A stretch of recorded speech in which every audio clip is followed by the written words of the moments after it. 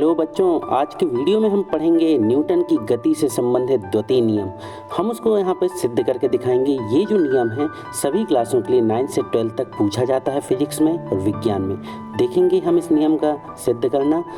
देखेंगे सबसे पहले है कि अगर कोई पिंड है, कोई वस्तु है जिसका वजन क्या है, m है।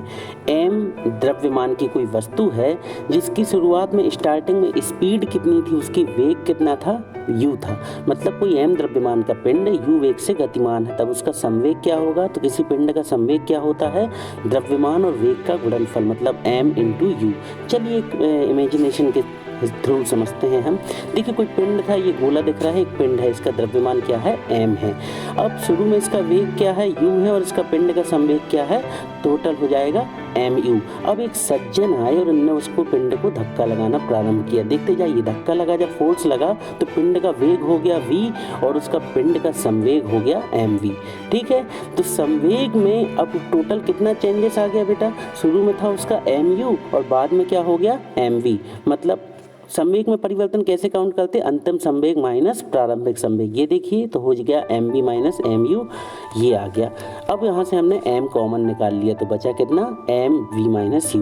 अब संवेग में परिवर्तन की दर अगर हम काउंट करते हैं कभी भी तो उसमें क्या कर लगा देते हैं, नीचे t लग जाता है। जब भी कभी दर की बात हो तो नीचे t कर दो, ठीक है। परंतु अब हम एक चीज़ और जान लें यहाँ पर कि जो त्वरण होता है बच्चों, त्वरण क्या होता है, त्वरण a जो होता है वो होता है वेग परिवर्तन की दर। मतलब a बराबर होता है v minus u by t. वेग परिवर्तन की दर को त्वरण कहते हैं।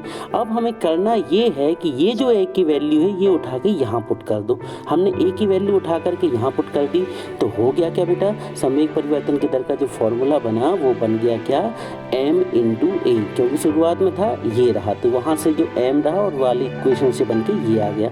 अब हम देखेंगे कि न्यूटन की गति का दूसरा नियम क्या होता है कि किसी वस्तु के संवेग परिवर्तन की दर उस पर लगाए गए बल के समानुपाती होती है। बल क्या चीज होती है, बल होता फोर्स। ये क्या है बल, वो जो ये सज्जन ने लगाया था बल उस पिंड पर, ठीक है। तो बल क्या होता है, संवेग में परिवर्तन की दर के बराबर होता है। मतलब F is proportional to F, समानुपाती आ गया m डॉट a, ठीक है। अब यदि समानुपाती का निशान हटाए तो यहाँ पे F बराबर आ गया KMA। अब इस इक्वेशन जो हमने यहाँ बनाई है फिफ्थ इक्वेशन, इसमें यदि F, M और A की जगह पे हम 1 मान लें तो K की वैल्यू आ जाएगी 1। कैसे आ जाएगी, मालूम है आपको, F बराबर 1 रख दो, M बराबर 1, सब कुछ रख दिए। तो अगर K की वैल्यू 1 रख देंगे तो ये जो इक्वेशन नंबर 5 है आखिर में ये क्या हो जाएगी, वहाँ से K की वैल्यू 1 रखने से केवल कितना बचा, हमारे सामने केवल बच के आया, ये देखिए K की वैल्यू 1 रखे तो हमारे सामने जो इक्वेशन बच के आई वो क्या आई, F इक्वल टू ma। केवल और केवल ये K यहाँ से गायब हो गया तो F बराबर कितना आया, केवल ma। बच्चों यही न्यूटन की गति संबंधी द्वितीय नियम है। कितना आ गया हमारे यहाँ पे मान आ गया, F इक्वल टू ma। तो न्यूटन की गति का दूसरा नियम यही कहता है कि किसी वस्तु के संवेग में परिवर्तन की दर उस पर लगाए गए बल के समानुपाती होती है। मतलब F इक्वल टू ma। बच्चों ये मोस्ट इंपॉर्टेंट व्यंजक है, थ्योरम है, प्रमेय है, जो कि 9th, 10th, 11th, 12th चारों क्लास में पूछा जाता है बच्चों। यही न्यूटन की गति संबंधी द्वितीय नियम है। अगर वीडियो पसंद आया है तो वीडियो को लाइक कीजिए और चैनल को सब्सक्राइब करना भी ना भूलें। धन्यवाद।